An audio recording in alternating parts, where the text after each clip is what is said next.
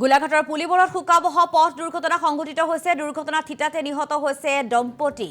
প্ৰথমে দুখন বাইকৰ মাজত খুন্দা-খুন্দি লাগে আৰু তাৰ পাছতে তেনে সময়তে দুইখন বাইককে মহতিয়াই লৈ যায় অন্য এখন বাহনে। যি দুৰ্ঘটনাত থিতাতে নিহত হৈছে দম্পতি বুলি জানিব পৰা গৈছে।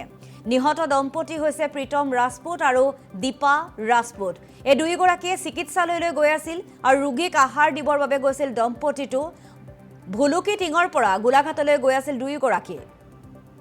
শ্বহীদ কুশল কোঁৱৰ চিকিৎসালয়লৈ যোৱাৰ পথতে এই দুৰ্ঘটনাটো সংঘটিত হৈছে, যি দুৰ্ঘটনাত নিহত হৈছে দম্পতি।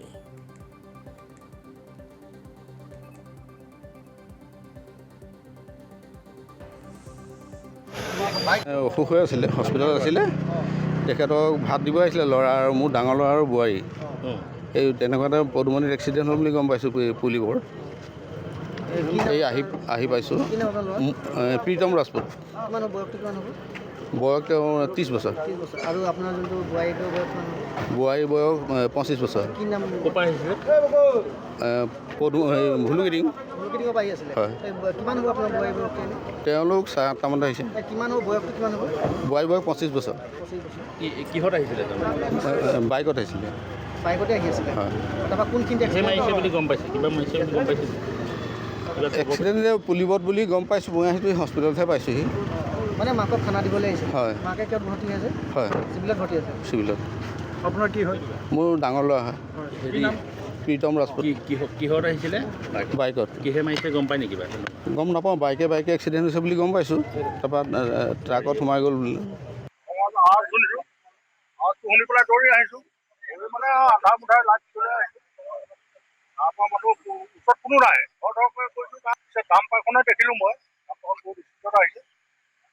দামপাৰখন কিন্তু হেৰি দেই, বগা ৰঙৰ। বগা ৰঙৰ ধৰা বাইকে হৈছে নে গাড়ীয়ে বাইকে হৈছে? সেইটো মই নেদেখিলোঁ নহয়। বাইক আৰু এখন পৰি থকা মই দেখিছিলোঁ। এখন বাইকৰ ওচৰত মই নগ'লোঁ আৰু এইফালে চাওঁতে সেইখন বাইক গুচি গ'ল। তাত কেইজন মানুহ আছিলে? এজন মানুহ কৰি আছিলে, কিন্তু মই সেইজন আৰু থাকিব চাগে, হস্পিটেল নিবলগীয়া হ'ব।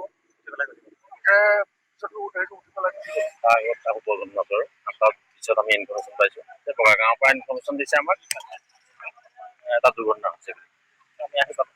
ইয়াতে পৰি থকা অৱস্থাত পাইছোঁ এগৰাকী মহিলা আৰু লগতে সেই বাইকখন আছিলে। বাকী আমি গাড়ী পোৱা নাই ইয়াত। আমি ইয়াৰ মানুহৰ সোধাতে গম পাইছোঁ যে তেওঁলোকৰ এড্ৰেছটো আমি উলিয়াই আছোঁ। ভুলুকি টিঙৰ হয়, অতুল তাঁতী বুলি। সিহঁতৰ ৱাইফে হয়নে কোন হয় এইটো আমি এতিয়ালৈকে কৰিব পৰা নাই, উলিয়াব পৰা নাই। তেওঁক চিনি পোৱা মানুহ ইয়াত লোকেলিটি কোনো নাই। ঘৰটো ভুলুকি টিঙত হয়। আমি তেওঁ বাইকখনৰ যিটো ডিটেইলছ উলিয়াই পেলাই গম পাইছোঁ। কিহে খুন্দিয়ালে এতিয়া সঠিকভাৱে আমি একো গম পোৱা নাই। আৰু ইয়াৰ স্থানীয় মানুহে কৈছে যে এখন ডাম্পাৰ বা তাৰ কেনেকুৱা টাইপৰ ডাঙৰ গাড়ী হ'ব। সেইখিনি আমি গম পোৱা নাই। আৰু দুইজনক চিনাক্ত হোৱা নাই। দুইজনক নাই, অতুল দাস বুলি তাক চিনাক্ত মানে তেওঁ বাইকখনৰ থ্ৰুৱেদি আমি ফোনা-ফোনি কৰি আছোঁ। যিহেতু ভুলুকি টিং ইয়াৰ পৰা যথেষ্ট দূৰ হয়, ইয়াৰ লোকেল মানুহে তেওঁক চিনিও পোৱা নাই। গতিকে সেইটো কাৰণে আমি গম পাইছোঁ যে ভুলুকি টিঙৰে হয়, তেওঁ বাইকখনৰ পৰা। আৰু তেওঁলোকৰ লগত যোগাযোগ কৰিছোঁ আমি সেই নাম্বাৰৰ লগত।